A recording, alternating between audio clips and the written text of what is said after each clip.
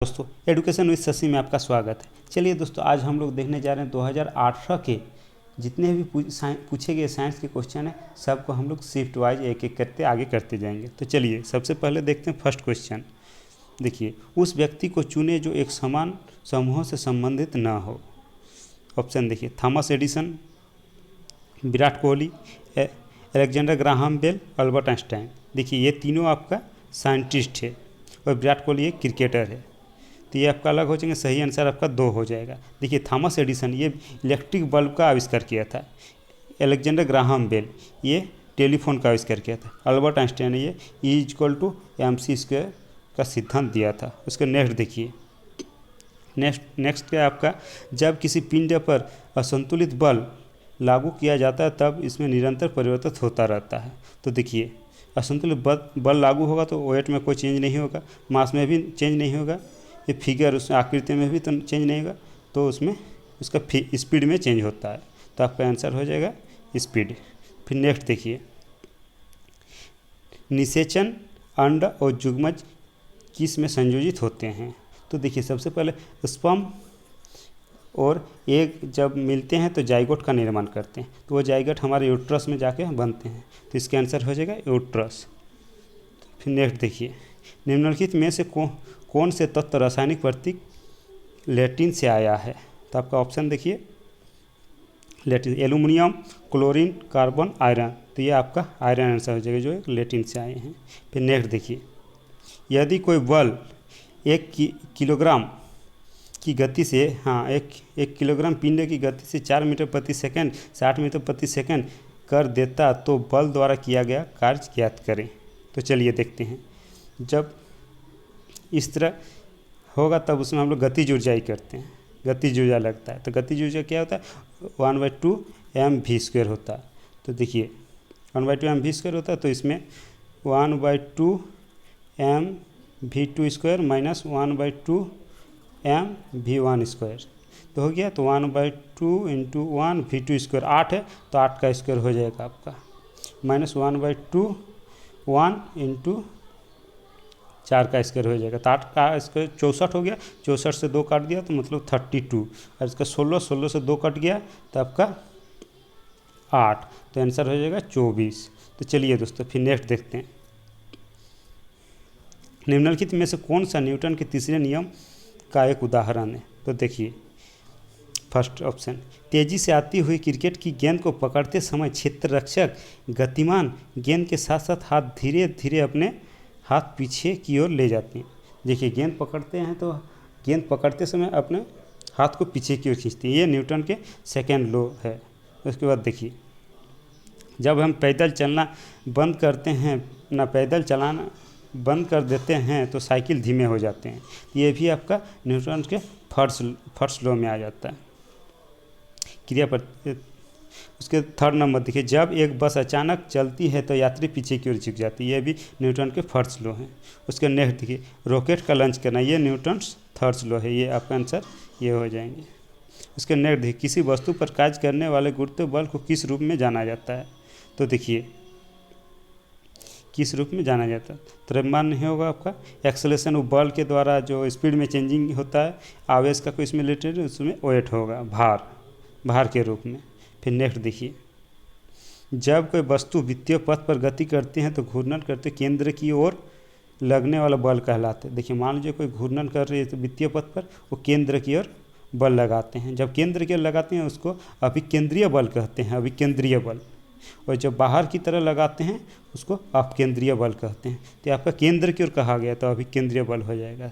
तो नेक्स्ट देखिए, नेक्स्ट है आपका, निम्नलिखित में से कौन सा विकल्प उस लवण का उदाहरण है जिसका जलीय विलयन pH 7 से कम है। तो 7 से कम किसका होता है, जो अम्लीय होता है। सोडियम कार्बोनेट ये आपका लवण है एक प्रकार के। सोडियम बाइकार्बोनेट ये भी लवण है। NaCO3 NaCl ये भी एक लवण है। अमोनियम क्लोराइड इसका होता है 7 से कम, ये आपका आंसर हो जाएगा, ये एसिड होता है।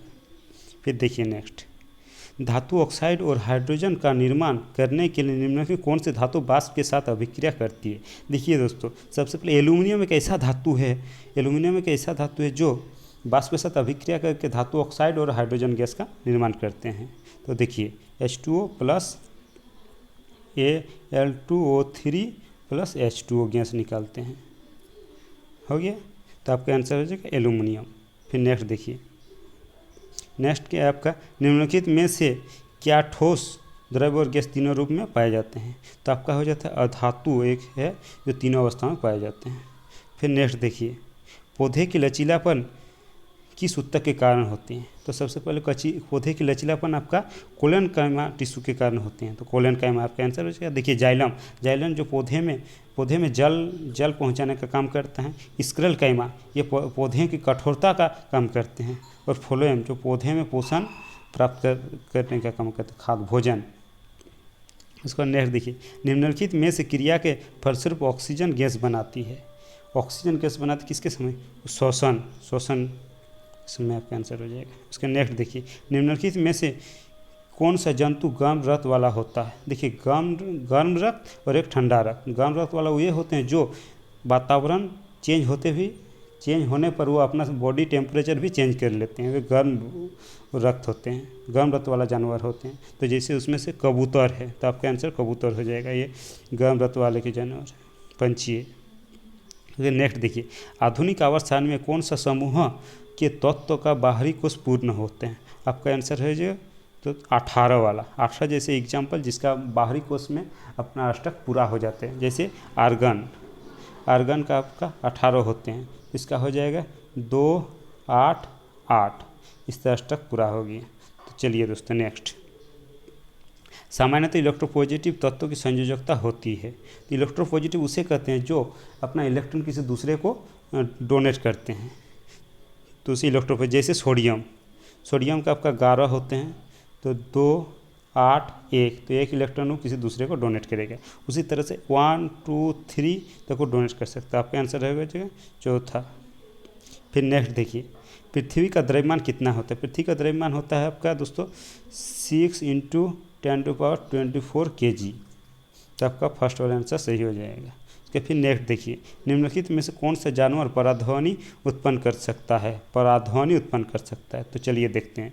तो आपका हो जाएगा हाथी नहीं है, पतंगा नहीं है, मगरमच्छ नहीं है, ये पोरपोइसिस होते हैं, एक प्रकार के मछली होते हैं पोरपोइसिस, जो अपने शिकार को पकड़ने के लिए पराध्वनि का उत्पन्न करते हैं। तो चलिए नेक्स्ट, निम्नलिखित में से किस माध्यम में ध्वनि की गति सर्वाधिक होते हैं। आपका होता है ठोस में ध्वनि का गति सबसे ज़्यादा आता है, और उसमें से एल्यूमिनियम में सबसे अधिक होते हैं। फिर नेक्स्ट देखिए, नेक्स्ट है दोस्तों आपका 4 कूलम आवेश और 18 विभवांतर के 2 बिंदुओं के बीच ले जाने में किया गया कार्य ज्ञात करें। तो आपका हो जाएगा, देखिए चलिए दोस्तों, कार्य निकालने के लिए कहा गया है। तो देखिए आपका होता है विभवांतर बराबर कार्य बाय आवेश। तो आपका हो गया कार्य बाय आवेश। तो आपका कार्य निकालने के लिए कहा गया है। तो कार्य निकालने, तो कार्य बराबर विभवांतर इंटू आवेश। तो विभवांतर आपका कितना देगा, 18 × 4, तो आपका हो जाएगा 72 जूल आंसर। तो आपका हो जाएगा 72 आंसर हो गया। उसके नेक्स्ट देखिए, भौतिक विज्ञान में किए गए कार्य का परिभाषित किया जाता है भौतिक विज्ञान कार्य का। तो देखिए ऑप्शन आपका, किसी वस्तु पर लगाए गए बल द्वारा उसे विस्थापित नहीं होता। देखिए दोस्तों, जब किसी वस्तु पर बल लगाएंगे और वस्तु विस्थापित होगा तभी उसका कार्य होगा। तो ये सरासर गलत है ये ऑप्शन। विस्थापित वस्तु द्वारा, देखिए विस्थापित ये हो सकता है, वस्तु विस्थापित होगा तो ये हो सकता है। वस्तु पर यांत्रिक बल द्वारा ये भी हो सकता है, उपरोक्त सभी के द्वारा नहीं। तो आपका बी और सी आंसर सही हो गया, बी और सी आंसर। तो चलिए नेक्स्ट देखते हैं, एक चालक का प्रतिरोध निर्णय किस पर निर्भर नहीं करती। तो देखिए R = आपका हो गया L/A। तो देखिए इसका लंबाई पर निर्भर करते हैं, इसके पदार्थ पर निर्भर करते हैं, अनुप्रस्थ काट के क्षेत्र पर निर्भर करते हैं, लेकिन प्रेशर पर निर्भर नहीं करते हैं। तो आपका आंसर हो जाएगा प्रेशर। तो नेक्स्ट देखिए दोस्तों, नेक्स्ट है आपका, एक प्रकार का जन जिसमें पौधे के शरीर का एक भाग नए जीव का निर्माण करते हैं क्या है। तो देखिए सबसे पहले ये विखंडन, विखंडन आपका कोई वस्तु है, कोई जीव है, उसको जब 2 टुकड़ों में बढ़ जाते हैं तो इसका विखंडन कहा जाता है। उसके बाद नेक्स्ट देखिए, नेक्स्ट है लैंगिक संवर्धन।